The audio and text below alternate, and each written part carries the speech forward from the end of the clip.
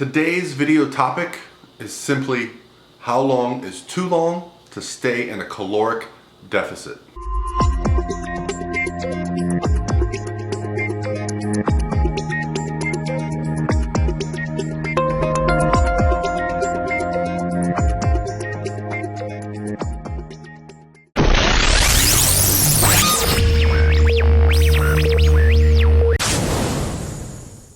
Hey guys, what's going on? This is Paul Ravello from ProPhysique.com, and this is now going to be 3 days in a row that I've done a video answering questions, and I like this approach much better than trying to squeeze a bunch of information into a longer video and feeling like I got to get it all out in smaller chunks so I can get more information in one video. These daily question and answer videos, only going to do it this week, they've been fun because I get up, I work, I get my brain working. It's funny when you start to build the momentum of doing something, how much easier it seems than when you initially conceptualize the idea. I find that to be true with a lot of things. School, bodybuilding, family, all these things. If you take on more than you think you can handle, you actually can handle it and you figure it out. Anyways, that's another topic. Kind of continuing this trend of questions that I want to answer for those who might be interested, and specifically for the person that asked them. So today's question that I want to answer is from Sabrina Wisbiski, who is a client of mine and who has made quite the amazing transformation. I'll post a picture of her here. And in that transformation, we have gone through a period of reverse dieting and a period of contest prep dieting, all the way through competing. She is now done with her competition. Sabrina's question is simply, how long is too long to be in a caloric deficit? And this question can be pretty diverse because there's a lot of different type of people that get into a caloric deficit for different reasons. For competitive bodybuilders, being in a caloric deficit for too long is pretty required to reach your goal body fat percentage. You're going to go through the phase where you're comfortable. Now, for the typical gym goer, typical general population person, what I look for as a coach for how long is too long in the caloric deficit is when I start getting feedback from that person where motivation is down, performance is down, energy is down. There are more instances of missing gym training, more instances of going off plan with the diet, missed updates.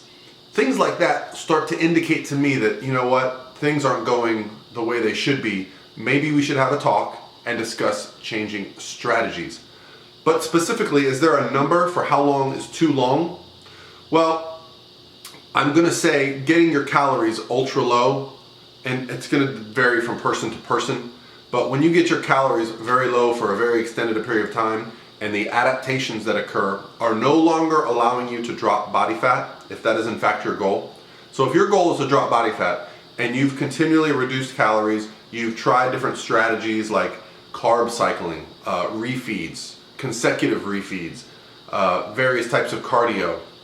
If none of this is working and you're continuing to make adjustments and your body fat is just stubborn, this is when I would consider, okay, caloric deficit needs to be ended. We need to start the process of restoring the metabolism back to where it was, avoiding body fat regain during that period of time so that we can then make progress in the future. This isn't a quick transformation. We're not going to get crazy results in an 8 or 12 week period, and if we do, they're likely not going to be sustainable. So a caloric deficit, once it's surpassed its benefits, there needs to be an adjustment in goals or approach, and that's something that you have to consider. A time frame, the longest I've ever been in a caloric deficit would be about 6 months. That was for my 2012 contest prep, when I got the leanest I've ever been, and I can honestly tell you I felt miserable for the last 5-6 weeks, maybe longer. There were days when I was just miserable, but it was for a purpose. It was for a goal in mind. I was getting on stage with the best natural bodybuilders in the world, and I was not going to not put my effort in to fit in. Now, my goal and your goal a little bit different. It just depends on a case-by-case basis. I hope that answers the question of how long you should be in a caloric deficit for. Sorry I can't give you a specific answer. Again, most of these questions, they're not black and white answers. They are going to vary depending on the person.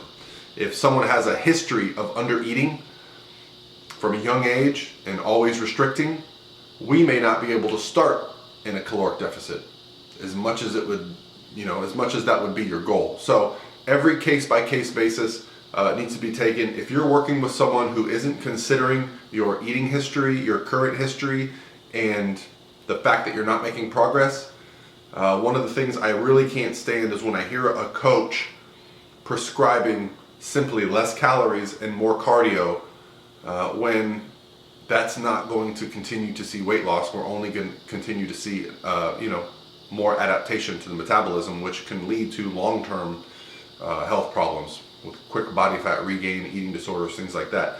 If you're having to do, 2 to 3 hours of cardio a day and you're eating 600, 700, 800 calories a day and you're not losing weight and that is your goal, there needs to be a conversation with the person you are working with about that goal.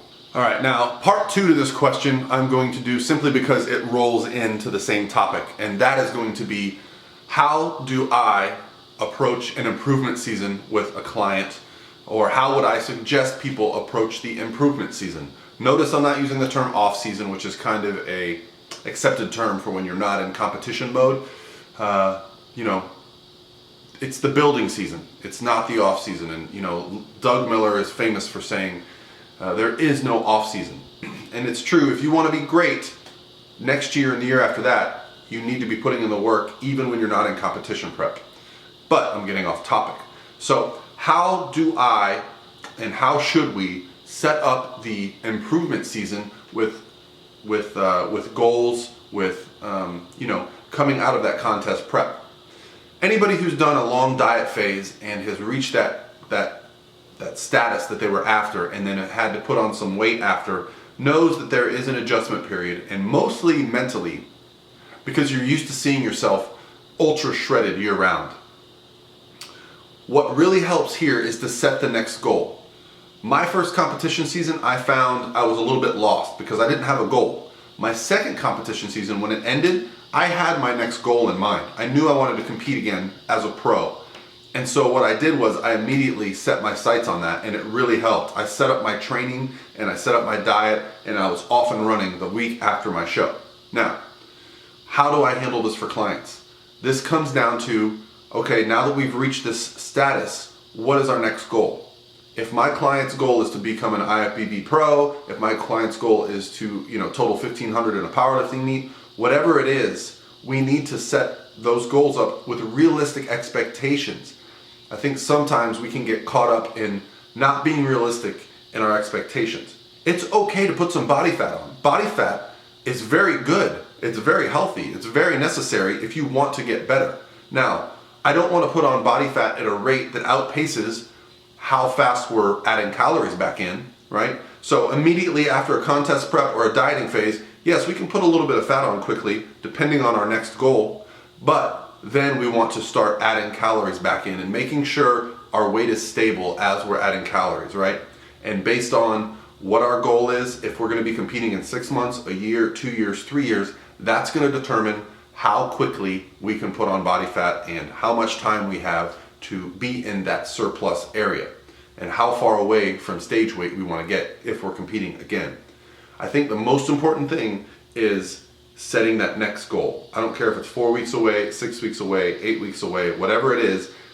Look at your physique, look at your goals, set those expectations for performance, for improvement, for visual changes, you can even set the goal for compliance, for just how you're feeling on a day-to-day basis. One thing about coming out of a diet or a fat loss phase is that you're gonna begin to feel better.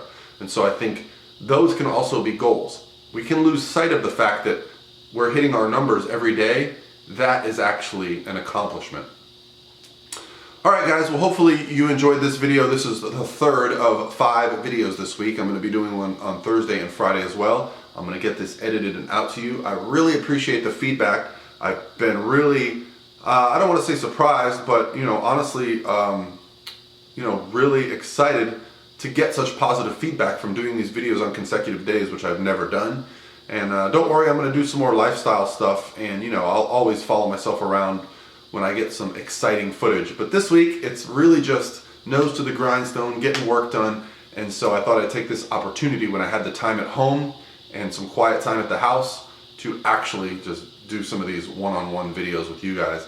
I really appreciate it. So again, if you're not already subscribed, I really appreciate you hitting the subscribe button. If you have a question or comment, I'm really making an effort to get in the comments and talk to you guys and meet you and learn from this process. And again, I will be at the Olympia. So if you see me and you don't say hi to me, and I get a message the week after, hey, I saw you at the Olympia, but I don't want to bother you, I'm going to be mad. Come say hi to me at the Olympia. This is the only reason I go out there, is to meet people, to discuss things. Let's have a conversation, and let's get to know each other. So, all right, guys, thank you. This is Paul from ProPhysique.com. Have an awesome Wednesday, everyone.